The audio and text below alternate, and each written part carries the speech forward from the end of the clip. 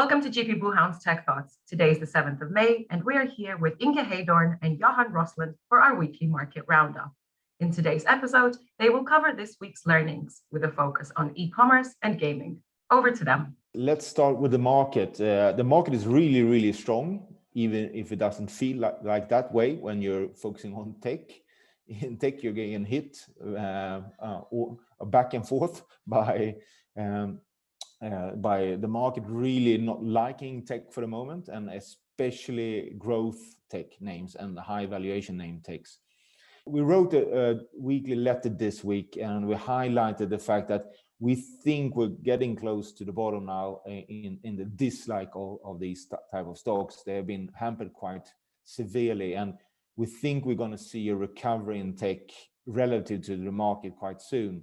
But the focus will be on the large cap names first. So we definitely think that the FANG names will perform better from here on relative to, for example, S&P and Dow Jones. So that's really the market read from us for the moment. Exactly. And we saw the high value tech there. So if it's a bad report, or it could even be a good report, but guidance is a bit weak, those names have been down around 10%. That seems to be the standard right now, which is a pretty high number for a pretty good report.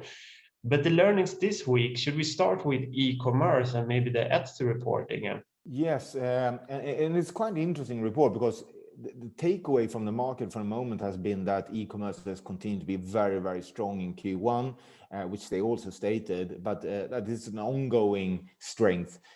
Etsy, although started to highlight some weakness. We still believe long term that the trend is really, really positive, but I just wanted to highlight that they're highlighting that the stimulus package, so the checks that were sent to people in the US during the first quarter in February really boosted Q1 a little bit exceptionally. So they have seen a downward trend here in Q2, and also the opening up of the economies is bringing down the top line growth a little bit in e-commerce, and that's just the thing we would like to highlight in the short term here. Yeah, and Etsy, so they are making or they are the marketplace for goods that are made by people on order. So it could be carpets or face masks, but the company says that only 3% of the revenue now is face masks. But what is interesting is that Q1 the growth was 130%, but they're guiding in Q2 for 5 to 15%. So you can really, if you go back 1 year, Q1 numbers were pretty weak, and Q2 you really saw the spike there from COVID. People started to order a lot of stuff online instead of physical stores. So just that comparison makes it so off just looking at the year-on-year growth. And the stimulus there, they also say that that's a reason for guiding down. And should we move over to gaming, Inge? Yes, in gaming now we started to get a number of results in, and really I would say the same picture has been painted from every single company, is that Q1 was really, really strong.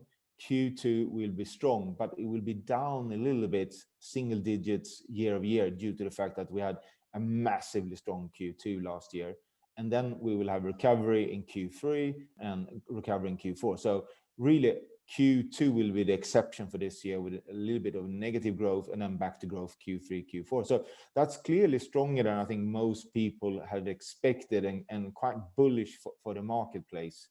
And to keep in mind also, when it comes to gaming last year on the console side, it was that the PlayStation 5 and the new Xbox came in November last year. So the gaming slate, so the new products coming out last year was quite weak because people were waiting for the new releases. And this year, a number of new releases are coming, but on the other hand, we're still constrained on the volume. So the volumes of games you can sell to the new consoles are still quite limited. So that's also having a short-term negative effect on the demand side.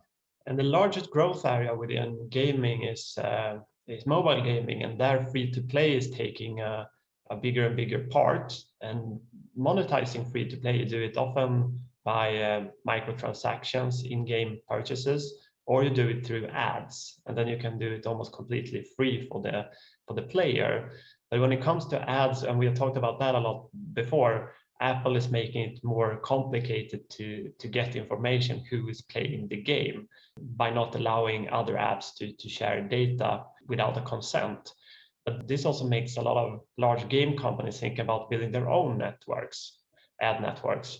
What news do we have there, Inge? Yes, you saw Zynga buying an ad network yesterday, and Zynga has the size to do it, and they're going to go after third-party developers also. So it's going to be competitive to Unity, to Apple, and so on.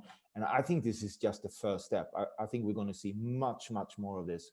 The fact that Google is doing the changes to the cookies, and the scariness is that if Apple does this EDFA change now, more things could be coming going forward, and especially when we have this battle between Apple and Epic regarding the pricing on the App Store, if it's going to be 30% or 15% or even lower. So I think if Epic would win that battle, I think we could see major changes to how the App Store works. And I think a lot of people could be hurt in that change due to the fact that I think Apple would be drawing back quite a lot and being quite more aggressive on their own products, because they need to replace that revenue and margins with something else. Great. I think that was our three main takeaways from this week. Thank you very much. Bye-bye.